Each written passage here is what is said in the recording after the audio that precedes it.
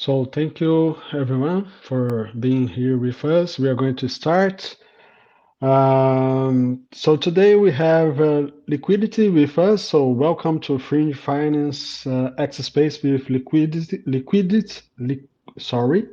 Protocol. And I'm sure that you guys already know, we Fringe Finance just launched our V2 platform a few weeks ago. And last Monday, 2 days ago, we started our incentive program. So we are doing a series of X spaces with protocols that will have their tokens integrated into Fridge. So LUSD tokens can deposit and earn interest from lending activities. They can use the token as collateral when borrowing, and also they can increase their exposure using our Amplify facility, and also they can use it on margin trading as part of the trading pair. So today we are happy to welcome Sam, a contributor on Liquidity protocol, and we are going to talk about Liquity, LUSD, their integration into Fringe Finance on our markets, most specific on Ethereum, Arbitrum, and Optimism. We also have our CTO, Brian, that will tell us a little bit about our V2 launch, the incentive program, and also how we integrate LUSD into our platform and what the token holders can do inside Fringe Finance. Of course, you can access our platform at fringe.fi. Our Twitter handle is Fringe Finance, and also our Telegram channel is Fringe Finance as well. So I want to start with Sam.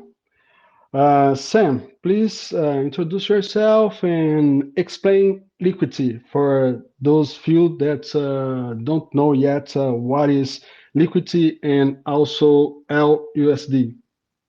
For sure. Thank you so much for having me in the spaces. So I'm Sam. I help with comms and BD at Liquity.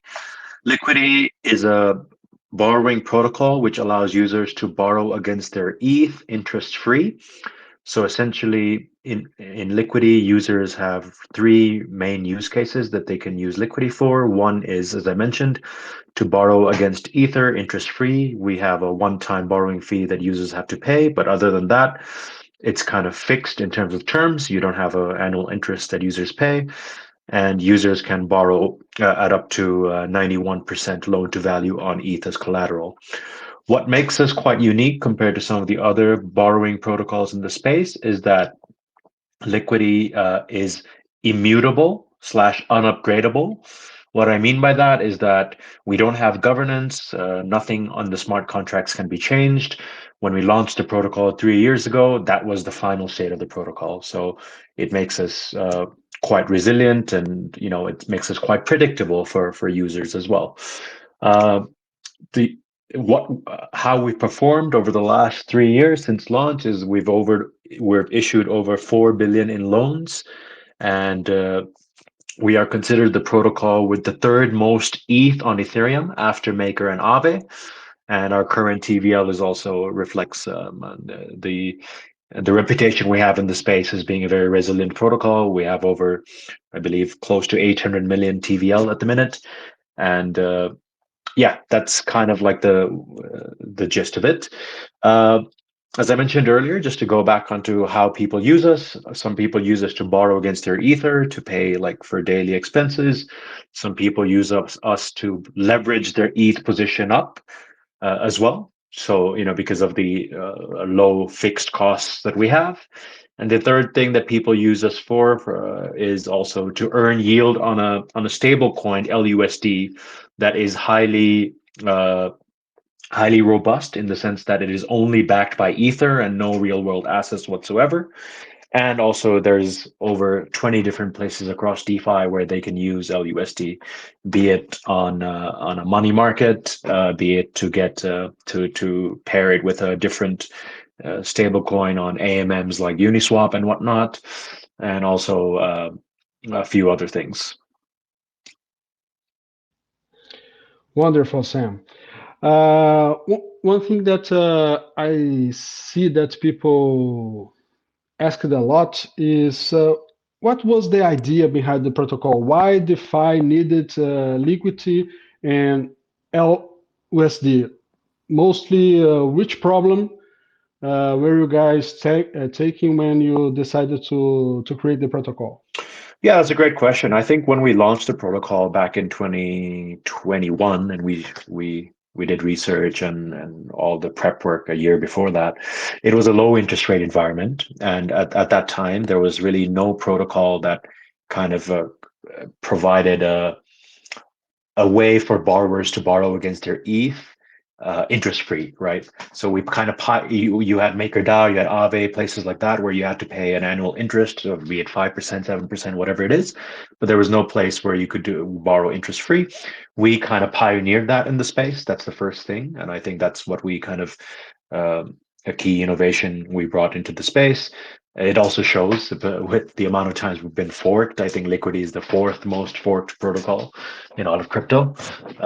So we're really pioneered on that front. And the other thing was, there was no, at the time, there was not really a stable coin that was only backed by Ether and completely decentralized and kind of, in my opinion, had like a, there are five criteria, like, right? Like there's a counterparty risk, collateral risk, and a few other things. And Liquidity is the only one that kind of followed that decentralization ethos from the start. So, when you compare Liquidity and LUSD to other stablecoins and protocols out there, uh, Liquidity is only backed by Ether and no real world assets. Sorry, LUSD is only backed by Ether and no real world assets. Uh, we don't have any governance, so everything is quite predictable. And we wanted to create something out there that is governance free. That there's no uh, reliance on any counterparties or anything like that. And at the time, there was no protocol that provided that. There was always governance. There's always things that could change, and we as a team have a philosophy of being uh, well, governance minimalists, I would say. And yeah, we wanted to create something that would echo all these values that we have.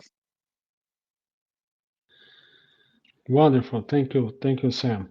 I want to invite Brian to tell us a little bit how Fringe is integrating LUSD on our V2 platform. Please, Brian. Yeah, sure. I think what I'll start with first is saying, hey, Sam, thanks for having this chat today. This is really interesting. And maybe I'll start with a couple of comments on what you've said, because I think it is so important, the decentralized aspect of LUSD and what you've set up there, both in terms of it being collateralized by ETH rather than essentially a wrapper for other centralized stablecoins. And I won't mention DAI because that would be disparaging them. And we certainly like the idea of this governance minimization. And ultimately, with our lending platform, we're intending, or part of its approach is to move to a more governance minimized setup. So that is something that we both appreciate, and also we incorporate into the design of our system in various respects. For example, we don't have a back end, so it's not censorable, and therefore it's more decentralized and therefore censorship resistant. So all of that philosophy we really like. And I think what I'll mention about how Fringe and LUSD come into play is Fringe is a derivatives platform and a lending platform, but primarily a derivatives platform where people can take leverage positions. And by and large, there's quite a lot of market for that, and a lot of that market entails one side, either the long or the short side, quite often is a stable coin. And therefore, there is a really good use case in the sophisticated financial strategies that people would like to employ or to exercise on Fringe, to be able to do that with a variety of stablecoins, but particularly for those users who do have very much an interest in stablecoins that are more decentralized. LUSD is quite important for our platform in that respect. So it allows our users to take positions, both long and short positions. So they can long and short any of the assets that we support. And we're currently supporting around 70 assets, and we're planning to move to about 150 or 150 plus. So it theoretically is designed to give traders quite a lot of flexibility, and we see LUSD being quite an important aspect of being able to exercise those leverage trades and employ a stable coin, but more importantly, a stable coin that has got some of the properties that best embrace the notion of DeFi, which is decentralization and therefore greater censorship resistance. That's, I think, just from a philosophical standpoint, that's kind of where we stand and with the way we view LUSD and why we're particularly interested in listing and supporting and, you know, partnering with you guys on that. But James, I'll probably end there just talking about LUSD on Fringe. But if there are other questions on Fringe, of course, that you have for me, I'm really interested later to cover those off as needed. Yes, I do. And but I have another question for Sam. Sam, you mentioned that the current state is immutable. All the smart contracts are there. So, what is next for Liquity? What you guys are planning? What are the next steps? No, that's a great question and also quite timely, I would say. So, in the background, we've been working over 6 months now for a new product at the Liquity team, and what we have known, you know, it's been now 3 years out in the wild that Liquity has been, when we've seen some things that we can improve upon it, some things that, you know, being immutable, obviously, we had some trade-offs that we went with. And based on that, we are going to be coming up with a new product later this year. The announcement and the article around what that new product will be going live tomorrow. So do follow us on Twitter, the Liquity account, if you would like to be the first to know. But to answer your question, the idea is that we're going to be bringing a new protocol into the space, and the idea is that we will be providing another avenue within the Liquity ecosystem where users can also borrow against things like, you know, multi-collateral LSTs, and also be able to have a few certain features that Liquity, the current version of Liquity, doesn't have, right? So yeah, I don't want to spoil too much alpha, but the idea, just to give a TLDR, is that, you know, it'll be a new protocol where users can also borrow against Ether, but also multi-collateral LSTs. But on top of that, also there will be a new stable coin that will have different properties to LUSD, but also share some of the same values of being very decentralized and not really have any real world exposure of sorts. So yeah, the article for that will be coming out tomorrow, and you'll be able to see it in much more detail when we post about it tomorrow. Great. Well, we're sitting here with bated breath now and feel a little bit teased there, Sam. But I think we're going to keep our eyes on this. And we really, again, like this idea of maybe creative stablecoins is the wrong way to put it, but innovative stablecoins that further best and attempt to embrace the decentralization and the censorship resistance in varied ways, so that the market can choose what is its favorite, because there certainly needs to be greater evolution of that space, because the holy grail, of course, is a decentralized uncensorable stable continuum, and there's no binary point or a binary state of a stable coin being fully decentralized and fully uncensorable or censorship resistant. But I think all of these innovations are excellent and necessary for the DeFi world to move in the direction that is necessary to provide this whole within ecosystem stablecoin capability, which is censorship resistant. So we're very interested in that. We'll be keeping an eye on it. We'll be looking particularly, Sam, at the available liquidity of this stable coin, because we would like at the first opportunity to be one of the lending platforms that allows listing and leverage trading using this new instrument. But of course, we need to have a look at it in detail, but that's our thoughts at this point. Absolutely, and that's very, very nice to hear that you guys would be interested in listing it at some point. But yeah, I completely agree with you. I think it's also an education process, right? I think a lot of our until the Silicon Valley stuff happened, I guess this time last year, maybe a little bit later, people still assumed that DAI, Frax, and all of these other decentralized stablecoins, they're very different to what USDC are. They didn't even really look into the collateral composition of DAI and Frax, just to name two. There's others out there as well. And if you look deeper, at that time at least, you could see that more than 40-50% of the collateral composition of those two stablecoins were USDC at the time.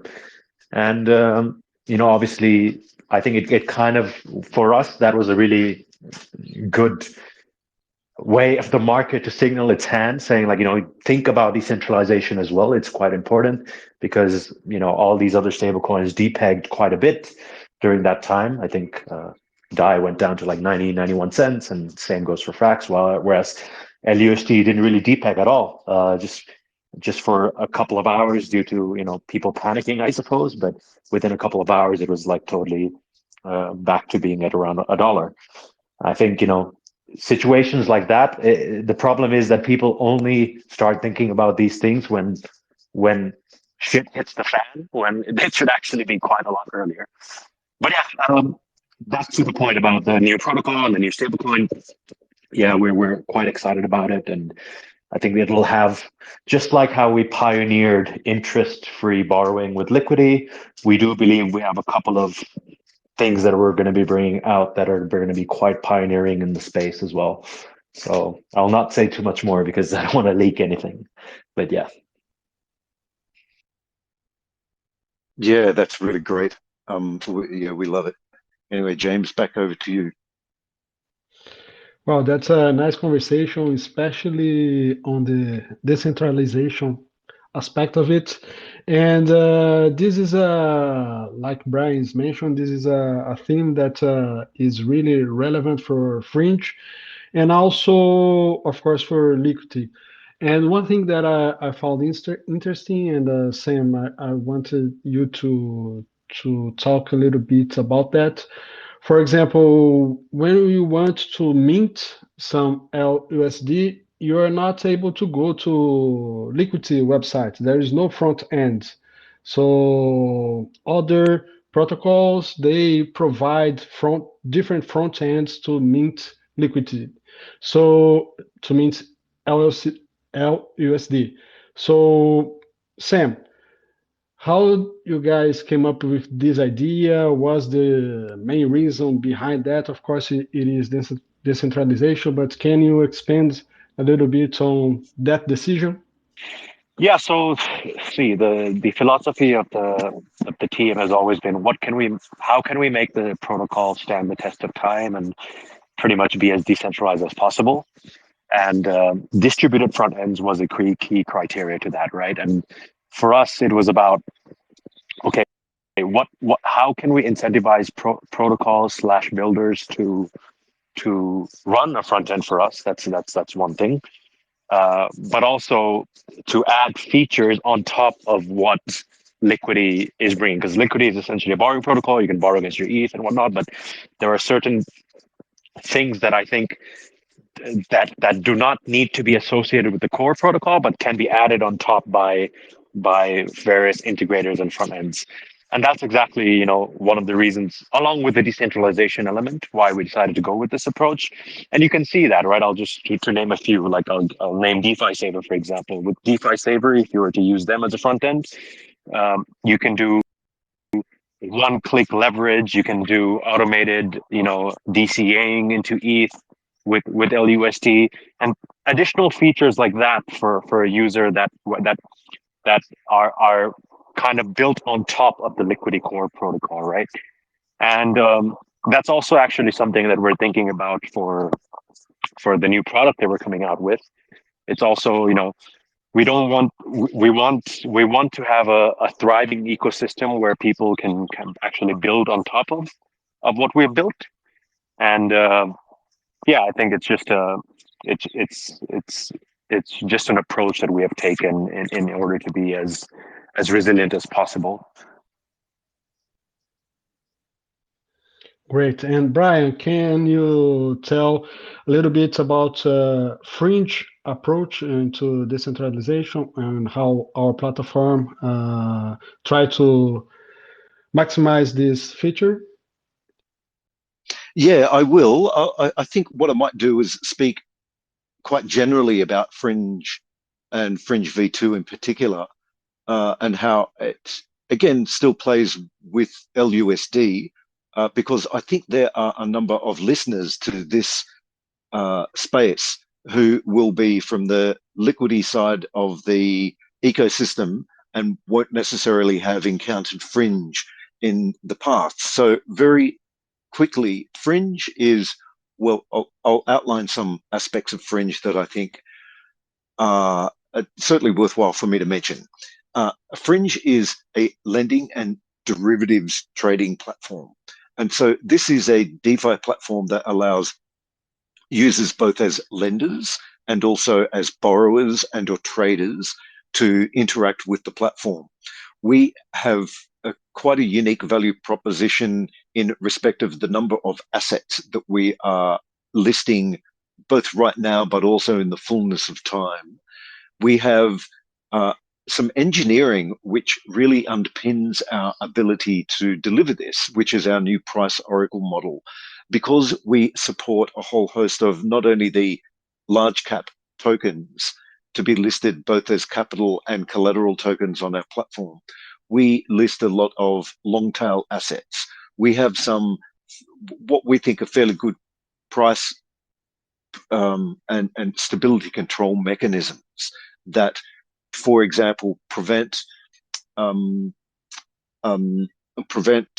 price oracle attacks or market manipulation attacks from having impact on the platform. We think this is quite important, and these continued innovations, I think, are very important for DeFi to continue to embrace, so that it becomes, well, fulfills its anti-fragile nature, which is to become more and more robust over time.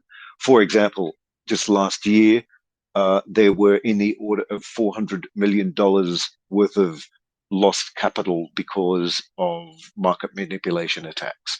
And these are the reasons that we're attempting to, well, remove DeFi from the headlines, the dumpster fire headlines, so DeFi becomes very much distinct from some of the other things that have happened in the inverted commas crypto space, like FTX and, well, they're not really crypto, they're TradFi, or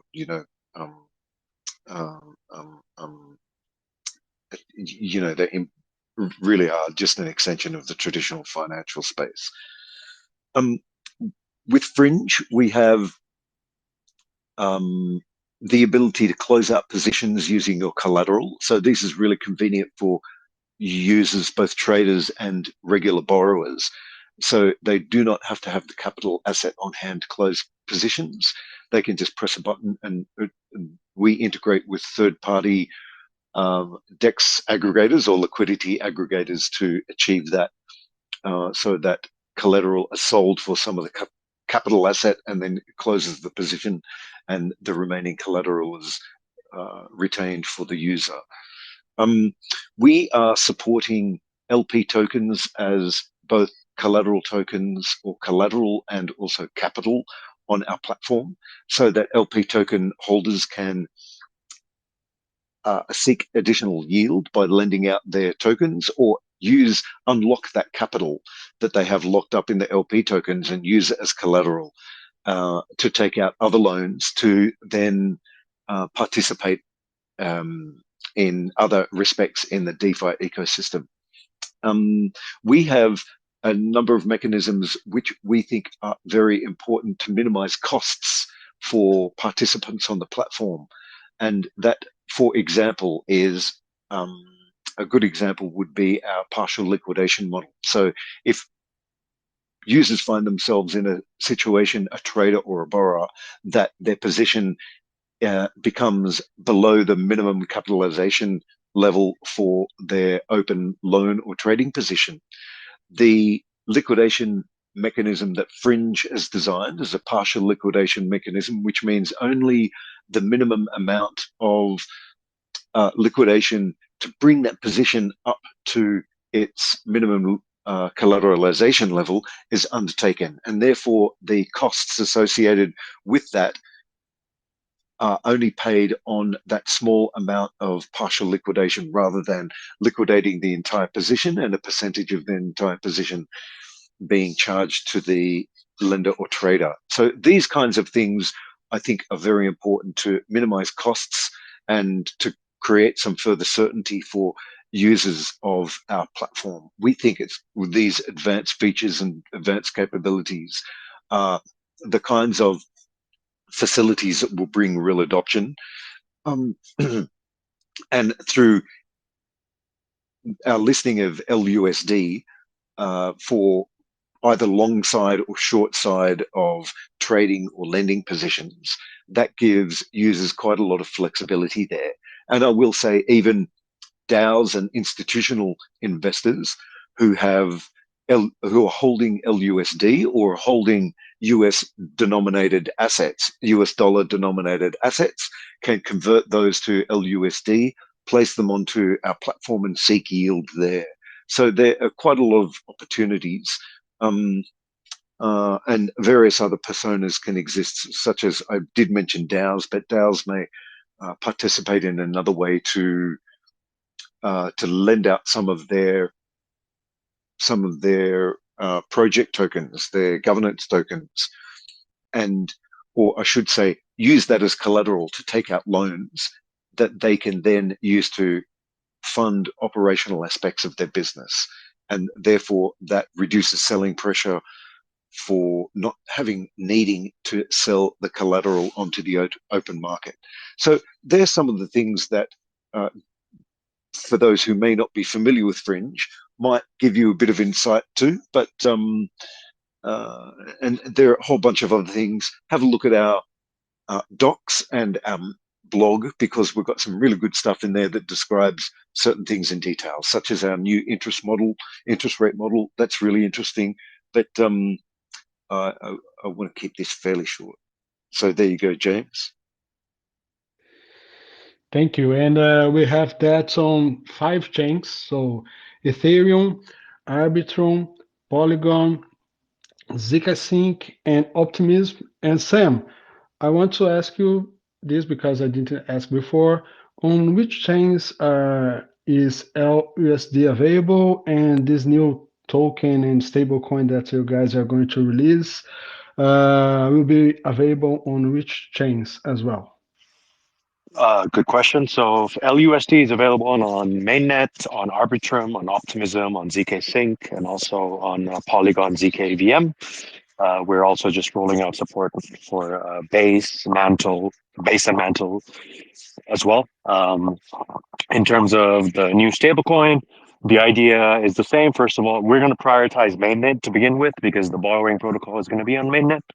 But the idea is, just like what we've done with LUSD, we would have liquidity for the stablecoin on various L2s that are Ethereum aligned, probably the same ones as well, like Arbitrum, Optimism, and whatnot. So, yeah.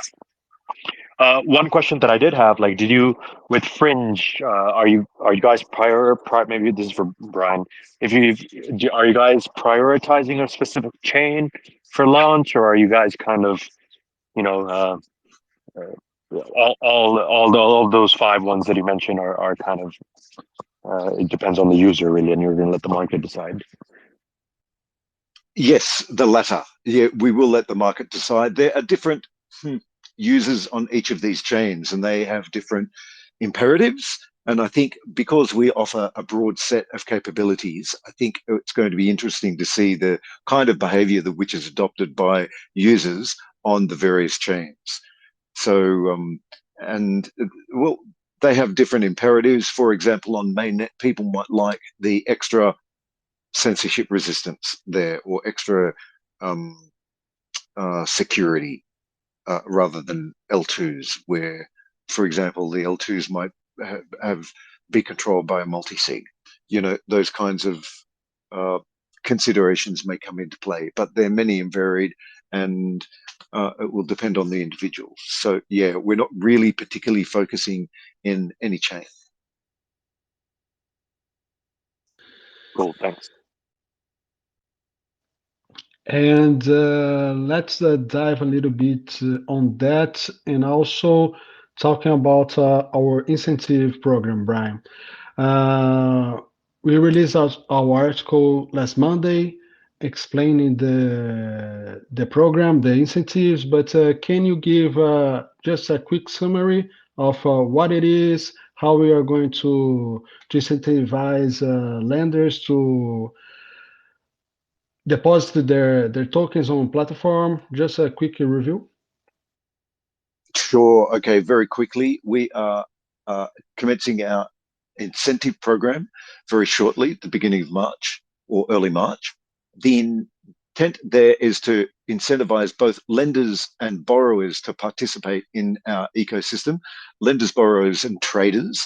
But the way we do that is to incentivize lenders specifically. And as a consequence of lenders being incentivized to gain the yield of the incentives, they will be depositing capital into our capital markets, and therefore those capital markets will have relatively low interest rates as a result of the dynamic of the way the interest rate models work, which as a consequence attracts lenders to those low interest rates. So the lenders and traders benefit indirectly there.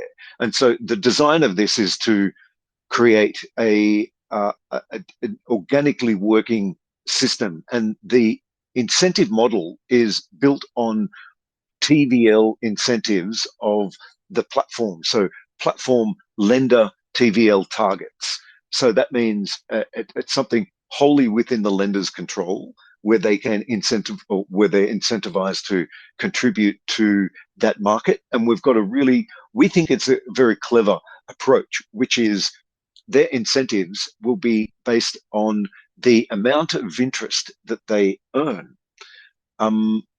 The proportion of interest that is paid to lenders across the period of the incentive program, whatever proportion is paid to that lender, they will receive the same proportion of the reward pool. And so the idea here is to not only incentivize lenders to participate with as much capital as they can, but for as long as they can. So it doesn't disincentivize lenders if they have a large amount of capital, but can only deploy it for a short period of time, or a small amount of capital, but can deploy it for a longer period of time. And they can then promote their lending markets to their communities, and that can attract borrowers and traders, and therefore that can help promote the interest that's earned by those lenders. So therefore that is in both the lenders' interests and also the borrowers and traders' interest, and also of course in Fringe's interest, because it creates more of a healthy organic adoption model there.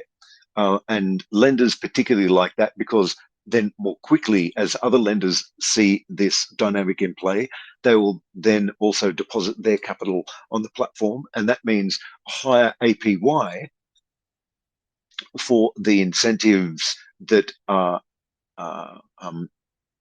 provided or given to the lenders as a result of their participation. So anyway, this is described in our blog, but that's it in a nutshell. Thank you, Brian. So we are coming to the end. First thing, if you have a question, please raise your hand so we can give you the floor. And the second thing, it is a question for Sam and also later for Brian. Sam, you mentioned that these new stablecoins that you guys will have, you guys are going to use LSTs. But now we see that the hype is on the LRT, so restaking. Do you guys plan to enable that as a token to enable to mint the new stablecoin? It is something that you guys are considering. Oh, very good question. I would say, I don't know if you've seen this one Oracle content piece we did a couple of months back, which showed, what our criteria is to choose the right Oracle for the next product. And we based it on how decentralized it is, how it handles low latency, what's the counterparty risk, multi-sig, and all of that. And the same approach has been taken with the LFCs that we will be integrating within the protocol as well. So, things like if there's a multi-sig, if the contract is upgradable, if it's immutable, if it's decentralized, if it's, there's like I would say 7, 8 bits of criteria that we're going to be basing the LSCs that we choose off of on. So to answer your question, with restaking tokens, I feel like there's so much question still to be answered when it comes to that. And for the time being, our direction seems to be that we're going to integrate just LSTs for now.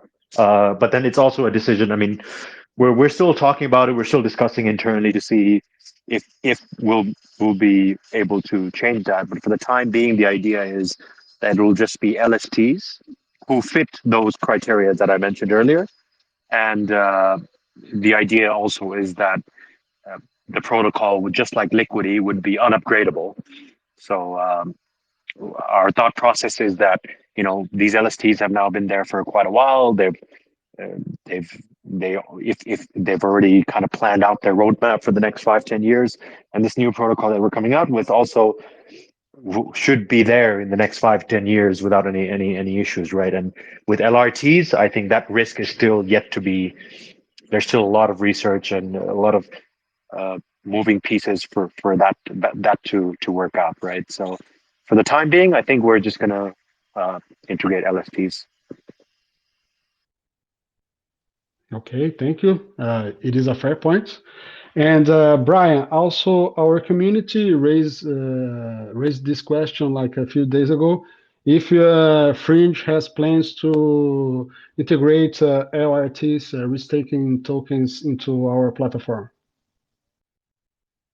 We are looking at this. We don't have a position currently on that. So please watch this space. Nice and short. Yes. Like you guys know, Fringe always take a look on several components to list a token. So first, it is how much liquidity that is on the chain that we are looking for. So Brian already told that many times that we study the token to make sure that we are going to list it, and also it is a good choice in terms of security and everything. So I don't see any raised hands, and also on our Telegram channel, no new questions. So I'm going to wrap it out now. Once again, Sam, thank you very much for being here with us. Um, a couple questions and sorry, a couple announcements, and we are going to finish. So first thing, our incentive program, guys, please go to our blog to check the article. If you have any questions, drop them on our Telegram channel. We are there to answer all the questions, and you guys can will be able to check all the things that we are going to do for the incentive program. Also, our V2, the launch was last month. So we are available, like we said, on Ethereum, Arbitrum, Optimism, Polygon, ZK Sync, and this incentive program. The main goal is to raise the TVL on all those chains. So no matter which chain you are deploying your liquidity, it will count in the same way. And our website, fringe.fi, so you can access the platform. And also our Telegram channel is Fringe Finance, and our Twitter handle also Fringe Finance. I'm going to give the word one last time to Sam and also to Brian, so you guys can say your parting words. And once again, thank you, Sam and Liquidity, to be for being here with us. So, Sam, please, if you have something else to Yeah, say. yeah, thank you so much for hosting the spaces. To the LUST community and the Liquidity community, definitely check out Fringe and the the borrowing and leveraging opportunities that they offer for LUSD. I think it's very cool that they're building a protocol that does multiple things in one to cater to different needs, and also that it's on multiple chains. And in regards to Liquity and our new product, definitely follow us on our Twitter, our Liquity protocol Twitter. It's on the spaces right here, and please have notifications on as well for some of the new content that we're going to be pushing out tomorrow and in the coming months. Great, Sam. Yeah, I'll just say back at you. Thank you very much. It's really great to have these chats together. And thanks for joining this. And and I just want to mention that even though our incentive program is very much tailored for or very specifically targets lenders, borrowers, as we mentioned, are just as well catered for there. So go have a look at the TVL that will be increasing in those lender markets. And as a trader or a borrower, you should be able to get some really good deals on borrowing from those markets. So thanks, everyone.